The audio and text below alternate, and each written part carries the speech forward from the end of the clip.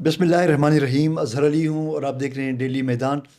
ناظرین، صحافت میں جب کوئی رپورٹر جب فیلڈ پہ رپورٹنگ کر رہا ہوتا ہے تو اس کے سامنے کئی ایسے واقعات سامنے آتے ہیں جو یا تو اس وقت وہ اس کو رپورٹ کر رہا ہوتا ہے، لیکن وہ واقعات ان کی اتنی اہمیت ہوتی ہے یا اس میں جو ایک انٹرسٹ کا جو ایک پہلو ہے وہ اس قدر زیادہ ہوتا ہے کہ وہ کئی دہائیوں بعد بھی جب بھی اس کا آپ تذکرہ کریں، وہ اس وقت بھی اس کے اندر اس کی وہی سنسنی اور وہی جو اس کی خبریت ہے وہ ہمیشہ رہتی ہے۔ ایک ایسا ہی ایک واقعہ آج ہمارے سینئر صحافی سید اظہر علی شاہ، جو کہ آج میدان ڈیجیٹل کی پلیٹ فارم پہ اکثر سامنے آتے ہیں اور مختلف واقعات اور مختلف تجربات کے حوالے سے ہمارے ساتھ اپنا جو ہے وہ ایکسپیرینس شیئر کرتے ہیں۔ آج ہم ایک ایسے ہی ایک واقعی دلچسپ ایک کہانی ہے، جب وہ ایک رپورٹنگ کے حوالے سے جب وہ علاقہ غیر گئے اور وہاں جب اس کے نوٹس میں آیا کہ وہاں پہ انسانی لاشیں وہاں پہ پڑی تھی، جو کہ انہوں نے خود اپنی آنکھوں سے دیکھا، اور ان لاشوں کے پیچھے ایک کہانی تھی۔ وہ کہانی آج ایک بار پھر کئی دہائیوں کے بعد ہمارے ناظرین کے لیے وہ شیئر کر رہے ہیں۔ تھینک یو سر، آپ تشریف لائے، آپ نے ٹائم دیا ہمیں۔ سر، یہ ایک عجیب کہانی ہے، جب آپ گئے علاقہ غیر میں، جب وہاں پہ آپ نے سنا، پھر اپنی آنکھوں سے دیکھا کہ انسانی لاشیں وہاں پہ بے گور و کفن وہاں پہ پڑے تھے، تو یہ کہانی کیا تھا اور آپ نے کیا دیکھا، پھر اس کے بعد کیا ہوا تھا؟ یہ 2001-2002 کی بات ہے۔ ہم معمول کے مطابق میں اپنے فوٹوگرافر کے ساتھ باڑا شیخان سروے کے لیے گئے تھے، اچھا وہاں کے مسائل مشکلات لوگوں کی جاننے کے لیے۔ اچھا تو وہاں پر ہمارے جو میزبان تھے وہ بڑے اچھے تعلیم یافتہ لوگ تھے ہاں اور قانون کے شعبے سے وابستہ تھے۔ ہم نے وہاں معمول کے مطابق سروے کر لیا۔ ہاں صفائی کا انتظام نہیں ہے، نالیاں گندی ہیں، اسٹریٹ لائٹ نہیں ہے، یہ نہیں ہے، وہ نہیں ہے، وغیرہ وغیرہ وغیرہ۔ تو سروے ہمارا ختم ہو گیا۔ اچھا تو انہوں نے چائے کا اہتمام کیا تھا، تو دسترخوان بچھایا، چائے رکھی ہے، بسکٹ رکھے ہیں۔ تو اس دوران میں اتفاقاً میں نے ایک سوال کر لیا اپنے میزبانوں پر۔ میں نے کہا جی یہاں پر لائن آرڈر کی صورتحال کیا ہے؟ اچھا تو انہوں نے کہا جی لائن آرڈر سے آپ کی مراد کیا ہے؟ اب یہ 2001-2002 کے جملے ہیں جو مجھے ابھی تک یاد ہیں۔ صحیح میں نے کہا لائن آرڈر کا مطلب یہ جو میری مراد ہے، یہاں پر رازنی، قتل، اغوا، یہ کہتے ہیں جی وہ تو ایسی صورتحال ہے کہ لاشیں راستے میں پڑی ہوتی ہیں اور اب ہم نے ان کو دفنا کے تھک گئے ہیں، اچھا لاوارث لاشیں، اور اب ہم نے دفنانا چھوڑ دیے ہیں، تو تنگ آ گئے ہم بھی۔ تو اب وہ کتے جو ہیں تو ان لاشوں کے اعضاء منہ میں دبائے آبادی میں گھس آتے ہیں۔ بڑی حیرت ہوئی ہے، میں نے کہا یار اتنا بڑا یہ، اب ایسے رپورٹر مطلب ہے کہ میرے لیے بہت بڑی خبر ہے بڑی یہ۔ خبر ہے یقیناً۔ ایک دوسرے ساتھی کے منہ سے ان کے نکل گیا، ہمارے میزبانوں کے، کہتے جی میں 2-3 دن پہلے بھی جب آ رہا تھا فلاں راستے سے تو وہاں پر ایک لاش پڑی تھی، تو ایک دم میں نے اب مطلب کہ ان کے لیے تو یہ ایک معمول کی بات ہے، لیکن ہمارے لیے تو ایک رپورٹر بہت کے لیے بہت واقعی بالکل بریکنگ نیوز تھی یہ۔ میں نے ایک دم اٹھ کھڑا ہوں، میں نے کہتے جی چائے، میں نے کہا نہیں چائے میں نہیں پینی ہے، پہلے مجھے آپ وہ لاش دکھائیں۔ وہ یہ سمجھیں کہ شاید میں ناراض ہو گیا ہوں، اچھا ٹھیک ہے۔ وہ جو آپ کے ہاں میزبان تھے۔ اب ہماری جو دیکھیں ہماری خوراک کیا ہے ایک رپورٹر کی، ایک اچھی خبر، اچھی خبر بالکل۔ ٹھیک ہے، اور ایک اتنی بڑی خبر مجھے مل رہی ہے تو میں چائے پینے کے لیے رکوں گا؟ وقت ضائع کروں۔ میں نے کہا نہیں چائے میں چھوڑیں، مجھے پہلے آپ وہ لاش دکھائیں۔ جو خیر وہ 5-6 وہ بندے، 2 بندے ہم چل پڑے ہیں، تو جس مقام پہ اس نے لاش دیکھی تھی تو وہاں پر وہ لاش نہیں تھی، اچھا لیکن اس نے مجھے بڑے اعتماد کے ساتھ تسلی دی ہے۔ کہتا ہے جی آپ پریشان نہ ہو، فکر نہ کریں، آپ کو لاشیں چاہیے 1 2 3 4 کتنی لاشیں چاہیے آپ کو؟ ابھی ہم آپ کو ڈھونڈ کے دیتے ہیں، یہاں پر نہیں تو وہاں پر کہیں پڑی ہوگی، وہاں پڑی ہوگی، وہاں پڑی ہوگی۔ بڑی حیرت کے ساتھ میں ان کی باتیں سن رہا تھا۔ اچھا تو تقریباً کوئی 20-25 منٹ ہم، ویرانہ تھا، قبرستان تھا ساتھ میں، ویرانہ تھا۔ 20-25 منٹ کے بعد ایک لاش ہمیں مل گئی، اچھا اچھا لاش مل گئی آپ کو؟ ایک لاش مل گئی ہمیں۔ وہ لیٹی ہوئی تھی، زمین پر لیٹے پوزیشن میں تھی، شلوار قمیض جوتیاں، لیکن وہ اس کا گوشت گل چکا تھا، ڈھانچہ باندھ چکا تھا، ٹھیک ہے۔ ہم نے تصویریں بنائی ہیں اور آگے چل پڑے۔ ہم نے کہا جی اور بھی کچھ دیکھیں، اگر کوشش کریں کوئی اور لاش مل جائے تو۔ ہوتے ہوتے ایک اور لاش مل گئی، اچھا وہ بھی اسی پوزیشن میں تھی۔ کچھ فاصلے پر گئے ہیں تو ایک لاش ہمیں وہ یہ میں کبھی بھی نہیں بھولوں گا. خیر سارے مناظر بھولنے کے نہیں ہیں, لیکن یہ منظر بھولنے کا نہیں ہے. وہ ایک دیوار نما جگہ تھی, اس کے ساتھ بندہ ٹیک لگا کے بیٹھا ہے, اس کے دونوں ہاتھ زمین پہ, ایک پاؤں اس کا لمبا ہے اور دوسرا پاؤں کو اس نے گھٹنا یوں جیسے وہ فولڈ کیا ہوا اس نے. فولڈ کیا ہوا گھٹنا وہ زمین کے اوپر پڑا, اور وہ دیوار کے ساتھ ٹیک لگایا, اور یوں پیشانی میں اس کے اتنا بڑا سوراخ تھا. اس کا مطلب ہے کہ سامنے سے اس کو مارا گیا. اس نے بھی شلوار قمیض پہنی ہوئی ہے, جوتیاں پاؤں میں ہیں, اور خستہ وہ لاش خستہ تھی بالکل, مطلب ہے کہ ہاں گوشت ووشت گل چکا تھا, ڈھانچہ تھا وہ. اس کی ہم نے تصویریں بنا لی ہیں.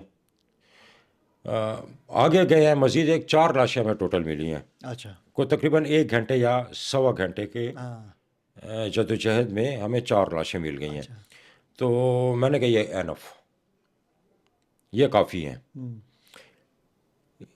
اس تمام عرصے کے دوران صرف ہم 6 لوگ تھے. اچھا, ہمیں نہیں پتہ تھا کہ ایک آدمی ہمارا تعاقب کر رہا ہے, اچھا, وہاں کا لوکل. جب ہم واپس آبادی کی طرف جانے لگے تو قبرستان میں سے گزرنے لگے تو وہ آدمی ہمارے پاس آیا تو اس نے روکا ہمیں. تو بظاہر وہ بڑا ٹھیک ٹھاک آدمی تھا, صحت مند تھا, اور ہوش و حواس میں سب. آپ نہیں کہہ سکتے ہیں کہ وہ ہیروئن کا عادی تھا. اچھا, وہ ڈرگ ایڈکٹ تھا. ہاں, وہ شکل و صورت سے بالکل ٹھیک تھا, اور صحت کے حوالے سے بھی ٹھیک تھا, نوجوان تھا. اس نے ہمیں روکا اور کہتا ہے جی میرے ساتھ چلیں, میں آپ کو ایک اور چیز بتاتا ہوں. اب اس کو پتہ لگ گیا کہ ہم لاشیں ڈھونڈ رہے ہیں نا. اچھا, تو ہم نے کہا چلیں, وہی راستہ تھا ہمارا, جس راستے کی سمت وہ ہمیں لے جا رہا ہے. تو وہ لے جا کے ایک قبر کے اوپر اس نے روک دیا. کہتا ہے جی اس قبر کے اندر 25 لاشیں میں نے خود دفنائی ہیں. اچھا, ایک قبر میں 25 لاشیں دفنائی ہیں. ہم نے کہا کتنے پیسے ملتے تھے لاش کے, کتنے پیسے ملتے ہیں آپ کو ایک لاش دفنانے کے؟ کہتا ہے جی 200 بھی مل جاتے ہیں, 500 بھی مل جاتے ہیں. 500 سے زیادہ نہیں ملتے ہیں, 200 سے 500 تک مجھے ایک تو یہ لاش. پیسے کون دیتا ان کو تو جو قتل کرتے تھے؟ ہاں, یہ بہت اہم, ابھی آگے ہمارے سوالات آگے چلنے ہیں. فی الحال تو ہم شواہد اکٹھے کر رہے ہیں. ہم نے کہا یہ شواہد اکٹھے کر لیں تو پھر ہم بیک گراؤنڈ میں جائیں گے کہ یہ مسئلہ کیا ہے. وہاں سے ہم آئے ہیں واپس, تو میں نے ان کو چائے ٹھنڈی ہو گئی, میں نے کہا اب چائے گرم کریں. پتہ ہے کہ ظاہر ہے چائے بھی تو پینی ہے. وہ بڑے پریشان ہو گئے, انہوں نے کہا یار ہم تو یہ سمجھے کہ آپ ناراض ہو گئے ہیں, آپ چائے چھوڑ کر جا رہے ہیں. میں نے کہا نہیں, آپ کو اندازہ نہیں ہے کہ آپ مجھے کون سا خزانہ دے رہے ہیں. آپ کے منہ سے جو بات نکلی ہے تو بحیثیت رپورٹر میرے لیے بہت بڑا خزانہ ہے یہ. اور وہ پھر آگے چل کے میں بتاؤں گا آپ کو, خزانہ ثابت بھی ہوا ہے. اچھا, تو میرے لیے نہیں ہوا, کسی اور کے لیے ہوا ہے, لیکن ہوا ہے. فائدہ کوئی اور. ہاں, تو ان سے اب میں نے پوچھا میزبانوں سے چائے کے اوپر بیٹھ کے, میں نے کہا اب بتاؤ کہ یہ مارنے والے کون لوگ ہیں اور مرنے والے کون لوگ ہیں, اور کیوں مارے جا رہے ہیں, کیوں مارتے ہیں. تو انہوں نے کہا جی کہ اس کے اندر اکا دکا 2%, 5% اتنا یہ ہیروئن کے نشئی بھی ہو سکتے ہیں. لیکن میجورٹی یہ وہ لوگ ہیں کہ جو ہمارے خیبر پختونخوا سے یا پنجاب سے یہ ہیروئن لینے کے لیے یہاں پر آتے ہیں. چھوٹے لیول کے بیپاری ہوتے ہیں, 5 لاکھ روپے تک ان کے پاس اماؤنٹ ہوتا ہے. تو 5 لاکھ سے اوپر کے لوگ جو ہیں تو وہ جمروز اور لنڈی کوتل جاتے ہیں, پاڑا جاتے ہیں. یہاں پر 5 لاکھ سے نیچے کے لوگ آتے ہیں. تو یہاں پر جو بیٹھے ہوئے ہیں جرائم پیشہ, وہ ان سے پیسے لے کر ان کو مار دیتے ہیں. اچھا, ٹھیک ہے. تو ابتدا میں لاوارث سمجھ کر, یا لاوارث ہوتے بھی تھے, وہ ظاہر ہے وہ لاوارث تھے ادھر, ہم کفن دفن کا انتظام کرتے تھے, علاقے کے لوگ کفن دفن کرتے تھے, علاقے کے لوگ. تو پھر ہم لاشیں دفنا کے تنگ آ گئے ہیں. روز چندہ کر رہے ہیں, روز قبر کھود رہے ہیں, روز کفن لا رہے ہیں, روز غسل دے رہے ہیں, روز جنازہ پڑھ رہے ہیں. تنگ آ گئے لوگ بھی, تو انہوں نے دفنانا چھوڑ دیا.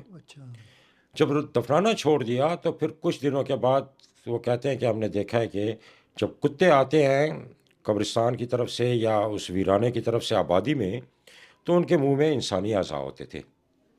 بہت دکھ ہوتا تھا, لیکن اس کو روک تھام.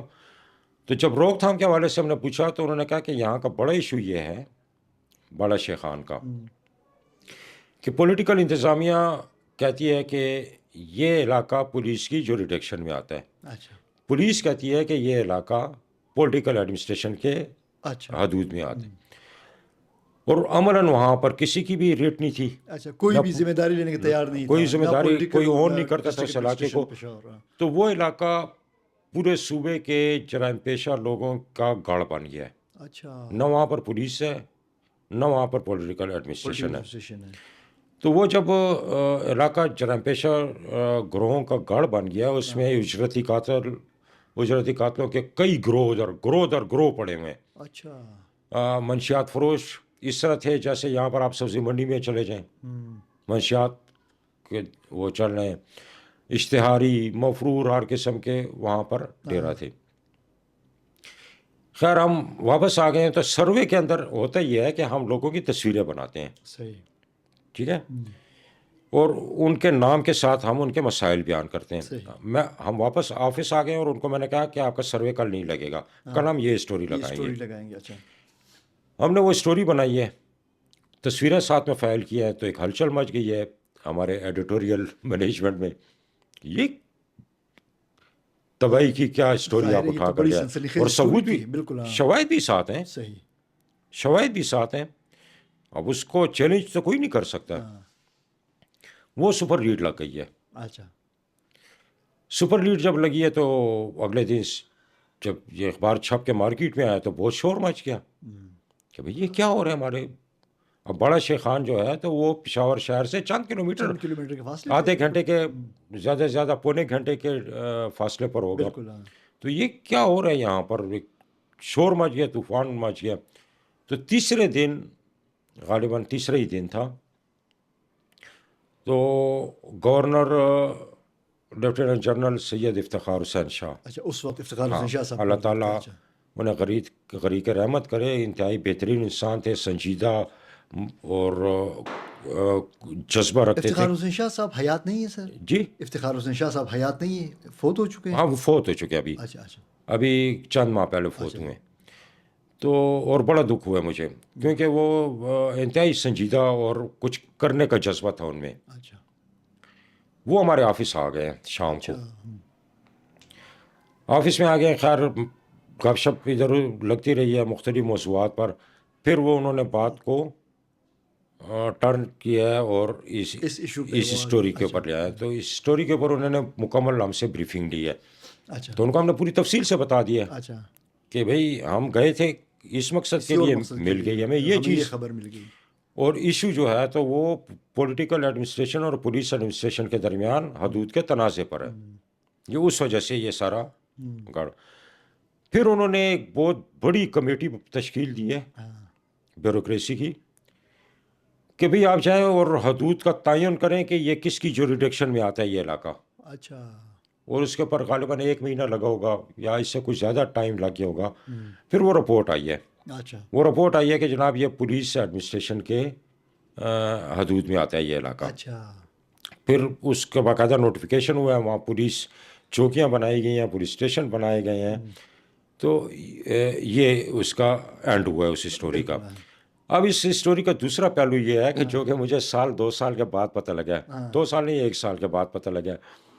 مجھے افسوس بھی ہوا ہے، حیرت بھی ہوئی ہے، دکھ بھی ہوا ہے کہ یہ اسٹوری جب شائع ہوئی ہے ہمارے کلر پیج میں، اسپیشل ایڈیشن پہ، تو امریکہ سے کسی خاتون جرنلسٹ نے ای میل کے ذریعے اس اسٹوری کی کاپی ہم بھیجی ہے اور کہا کہ جی یہ ہمیں انگلش میں ٹرانسلیٹ کر کے اور اگر اور تصاویریں تو وہ ہمیں آپ بھیج دیں. اب ہوا یہ ہے کہ وہ میل کھولتے تھے کمپیوٹر آپریٹر. اچھا، ایڈریس تھا ایڈیٹر کو. اچھا، اس نے جب یہ پڑھا نا، دیکھا تو وہ ایڈیٹر بن گیا ہمارا آپریٹر. ہوشیار بندہ ہوگا آپریٹر.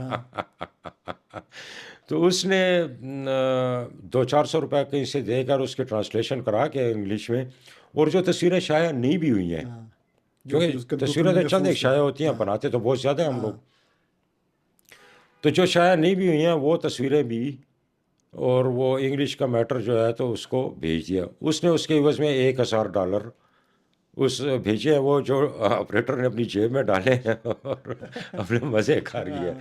تو یہ اس کا ایک اس کا ایک سائڈ اسٹوری ہے، اس ہاں اصل اسٹوری کی سائڈ اسٹوری کہ رپورٹر کی محنت کا پھل کسی اور کو ملا. ہاں. تو اس طرح کی یہ اسٹوریاں جو ہے نا تو ہماری زندگی میں بہت ساری آئی ہیں. بہت سارے ایسے واقعات آئے ہیں کہ چیز. اور دیکھیں میں ایک بات کرتا ہوں، اب وقت گزر چکا ہے، اب وہ صحافت بھی نہیں رہی ہے. ایک چیز ذہن میں رکھ کر ہم نے صحافت کی ہے کہ اس صحافت دیکھیں آخری امید، آخری آس ہوتی تھی مظلوم لوگوں کی، مظلوم لوگوں کی. بالکل. جو عدالتوں سے، تھانوں سے، کچہریوں سے، سب جگہ سے، جرگوں سے مایوس ہوتے تھے، وہ آتے تھے. تو ایک صرف نقطہ ذہن میں رکھ کر ہم اس کے فیور میں رپورٹنگ کرتے تھے کہ یقیناً ممکن ہے نہیں، ہو سکتا ہے نہیں، یقیناً اللہ تعالیٰ اس کا اجر ہمیں دے گا اگر ہم اس کی مدد کریں تو. صحیح. اور اللہ تعالیٰ ہماری مدد کرتا رہے، صحیح. اور انشاءاللہ آئندہ بھی کرتا رہے گا. یقیناً یہ ایک دلچسپ اسٹوری ہے.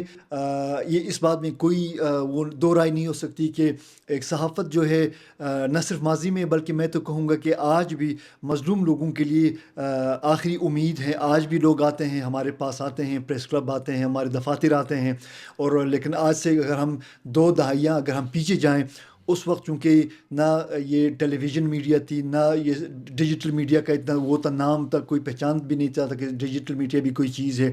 تو ظاہر اخبارات اور اخبارات کے رپورٹر ہی لوگوں کے لیے امید کا ایک ذریعہ تھے، اور لوگ ان کے پاس آتے تھے. اور یہ جس طرح ایک اسٹوری کی تعاقب میں ایک رپورٹر ایک جاتا ہے، لیکن ساتھ میں اس کو اس سے بڑھ کی اسٹوری ملتی ہے. تو یہی ہوتی ہے صحافت، اور یہ ہے صحافت کا اصل مزہ. تو اس طرح کے دلچسپ واقعات ہم آئندہ بھی آپ کے ساتھ اپنے ناظرین کے لیے ہم شیئر کرتے رہیں گے. تب تک کے لیے ہمیں اجازت دیجیے. اللہ حافظ.